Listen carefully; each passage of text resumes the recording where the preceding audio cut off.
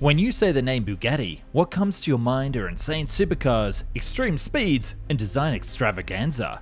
But did you know they once had more lofty ambitions? Imagine this, the year is 1939.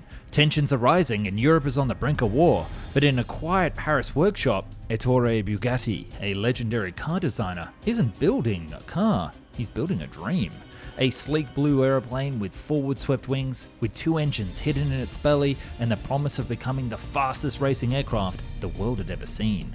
And unlike many other planes of this era, it wasn't built for war. It was built for beauty, for speed, and for the sheer audacity of showing that Bugatti could dominate the skies just as he did the roads. But fate had other plans, and this is the story behind it.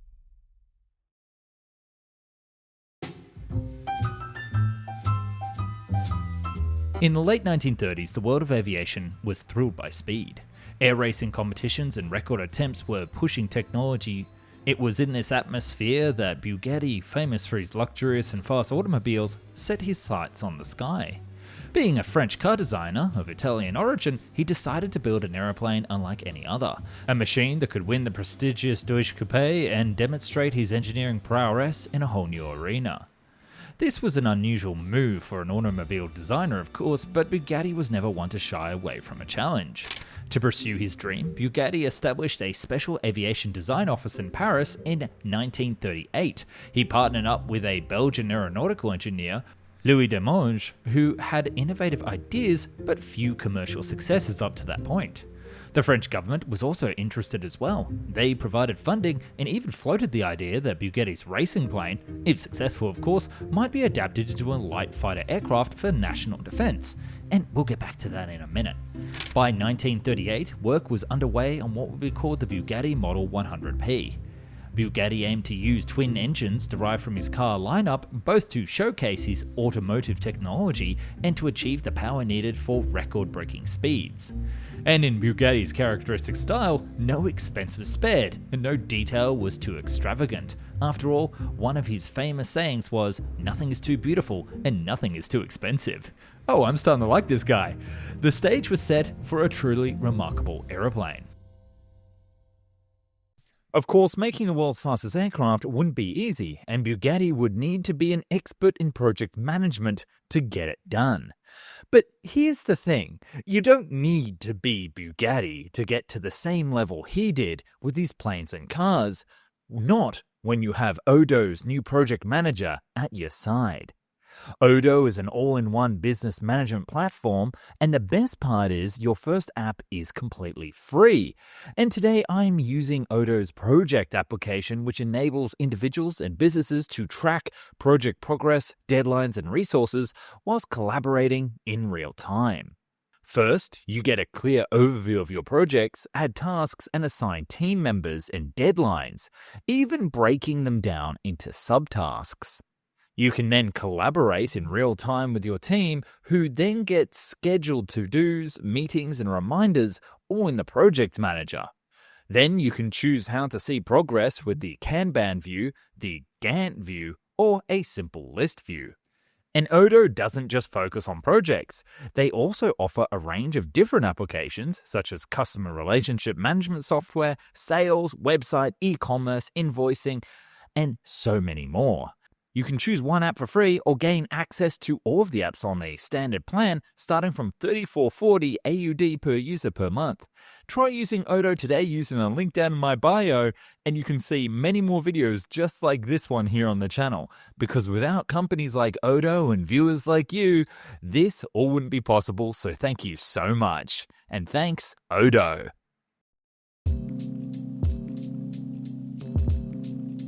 Looking at the radical design of this work of art, it's easy to understand the legendary aura behind it. Virtually every aspect of the 100P broke new ground, combining style and speed in ways unheard of at the time. First of all, there was a power plant and the propellers. Bugatti didn't just settle for a single engine, oh no, instead he installed two 8-cylinder engines behind the cockpit, adapted from his Grand Prix racing cars, and each producing around 450 horsepower. These engines drove a pair of contra-rotating propellers on the nose, meaning two propellers spun in opposite directions on the same axis. The front engine would turn the aft propeller clockwise, and the aft engine would turn the front propeller counterclockwise. Try to say that saying 3 times fast. This clever setup cancelled out the torque that a single propeller would normally produce, thus improving stability. It was as if 2 hearts beat at one at the centre of this aeroplane, each powering its own propeller. And you might recognise this contra-rotating propeller setup from the Italian Macchi MC-72 race plane that we covered before, but unlike the monster 24-cylinder Fiat engine, Bugatti wanted a more complicated but much more compact design. The complicated part was, of course, that each of these engines had separate drive shafts running on both sides of the fuselage. The compact, slender fuselage was shaped like a needle around these engines, giving the plane a remarkably sleek profile. By burying the engines inside of the fuselage behind the cockpit, the twin designers got an aeroplane that could slice through the air with minimal drag, relying on finesse rather than brute engine force to achieve high speeds. And perhaps the most striking feature of the Bugatti 100p was its forward-swept wings. Unlike conventional aircraft of the era, the 100p's wings angled forward, which was a bold choice that was way ahead of its time. Forward-swept wings improve maneuverability and delay certain types of airflow separation, but most importantly for the hero of our story, they reduce drag and allow for higher maximum speed. On the other side, they're also notoriously difficult to design, and due to the twisting and bending at the same time, the materials from that era couldn't really realize their full potential. The 100p's tail design was also no less innovative. It featured a 120-degree V-shaped tail, but a tail section as a whole was actually shaped in the letter Y, with 2 fins angled above and a small ventral fin underneath. Bugatti patented this design as well, so just in case you get any ideas, you need to go see him. In this configuration, the control surfaces worked as both elevators and rudders through a special mechanism. But he wasn't done there. The tail and rear fuselage also integrated the cooling system in a novel way. Air was ducted through radiators inside of the body and thus expelled near the tail, adding a bit of thrust in the process. This design exploited the so-called Meredith effect, which was later made famous by the P-51 Mustang's design to recover some energy from the radiator airflow. It was another example of how nothing in this plane was normal, and even the cooling system doubled as a minor performance booster. Another interesting feature was the automated control system. Bugatti's plane was equipped with what we today might call an early analog computer. The system monitored airspeed, engine manifold pressure, and throttle position, and then automatically adjusted the wing flaps, and even the landing gear, depending on the phase of the flight. Losing a test pilot would prove fatal for the program as much as losing the prototype itself, and many daredevil pilots of the era lost their lives due to their mistakes during the hectic races or trials. Just look at the MC-72 story here on the channel. All of these cutting-edge features served a singular purpose: speed. The projected top speed was in the realm of 500 miles per hour, around 805 kilometers per hour. For context, the world speed record for land planes in 1939 was around 469 miles per hour, set by a special Messerschmitt plane, and Bugatti wanted to beat that by a good margin. So where did it all go wrong?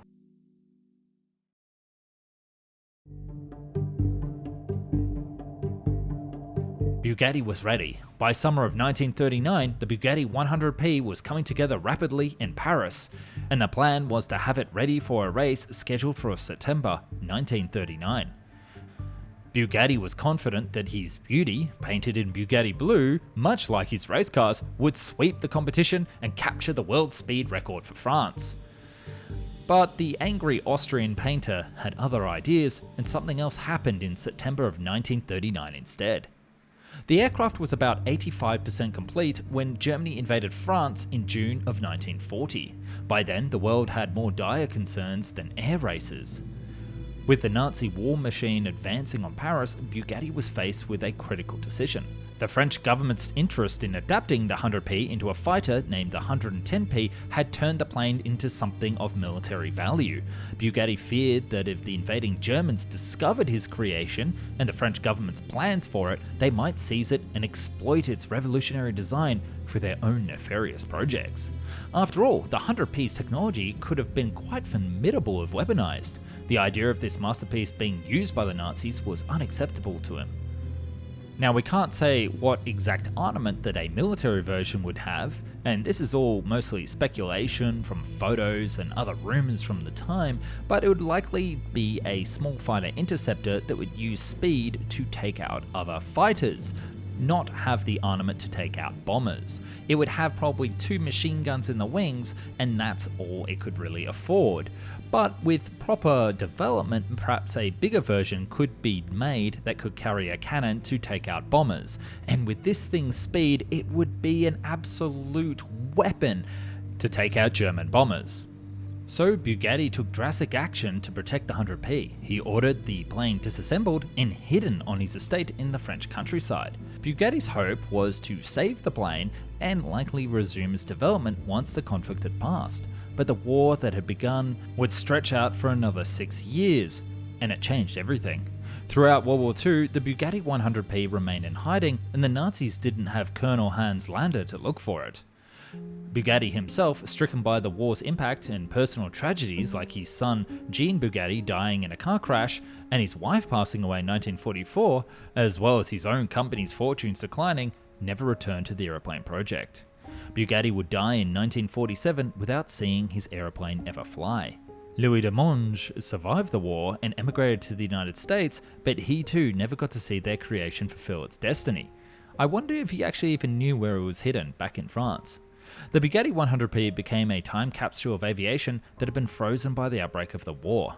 And by the time the war had actually ended in 1945, aviation itself had progressed dramatically. Jet engines had arrived and fighter planes had passed the speeds that the 100p had once dreamed of. But there was a glimpse of hope left, even after the aircraft's creator had passed.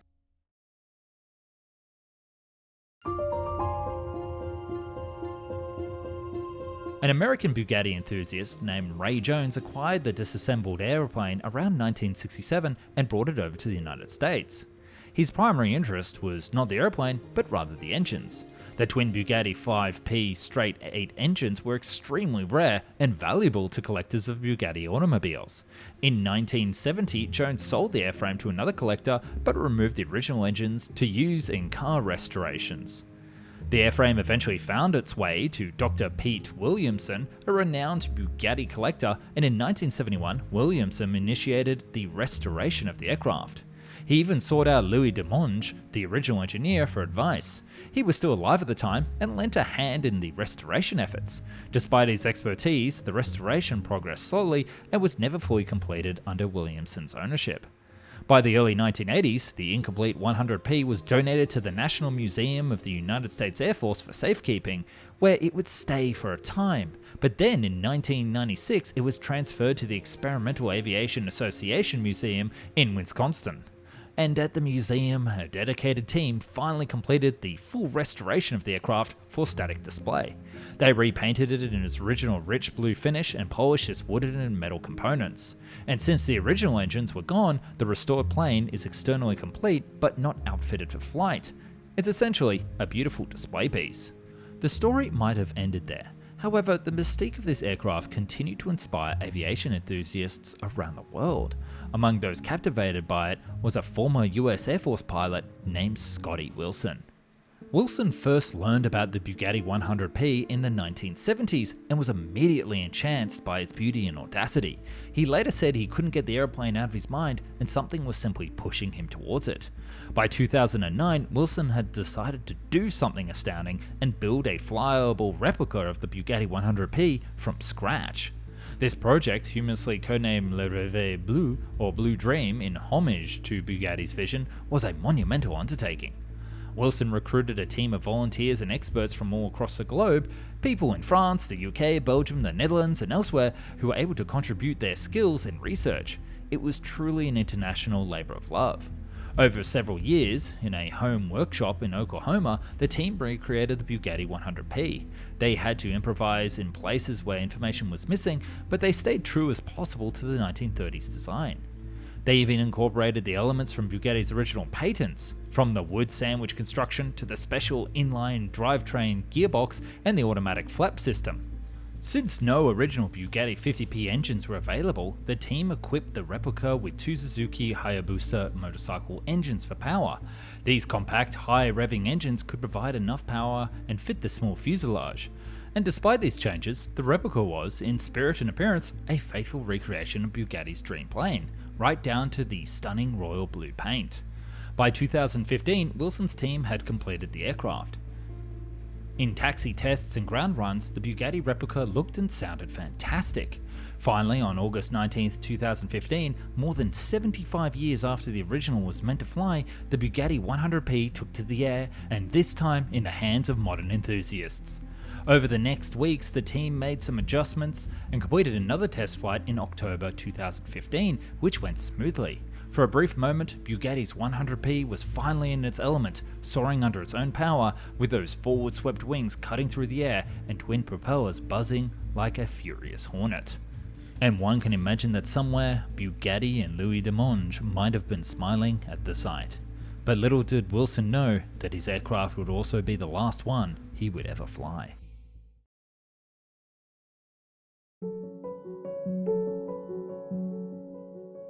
Tragically, the Triumph story took a sad turn. On August 6, 2016, during the third test flight, the plane crashed suddenly after takeoff, killing Scotty Wilson, its pilot, and the driving force of the whole project. The accident occurred less than a minute into the flight. The aircraft unexpectedly banked and dove into a field, and it was destroyed on impact.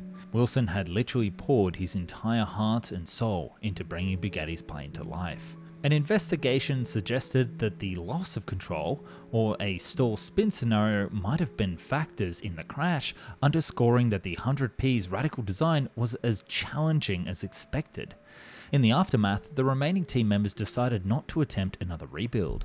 The replica's gearbox was recovered and eventually put on display in the museum in France as a tribute to the project. And in the end, the Bugatti 100p's tale is a blend of innovation, ambition, and a case of wrong place, wrong time. It's a tale of a visionary car maker who dared to reach for the skies, a pilot who had a dream in an aeroplane that was too advanced for its time, and overtaken not by its competition, but by time itself. Perhaps if Wilson and Bugatti were born in the same era or in a different place, they would have worked together. One can close their eyes and imagine what might have been. The Bugatti 100p screaming through the pylons of a 1939 air race and flashing across the sky in a victorious record-breaking attempt. And we can also imagine that Bugatti and de Monge welcoming Wilson into the afterlife, wanting to hear everything about the plane and working together on another one with limitless time and resources at their hands. The blue dream lives on. Thanks for watching. Hey, don't forget to check out Odoo with the link below. They have a range of different applications in their software. It really is quite substantial. So if you're doing any sort of project, I say use Odoo to make that dream come true.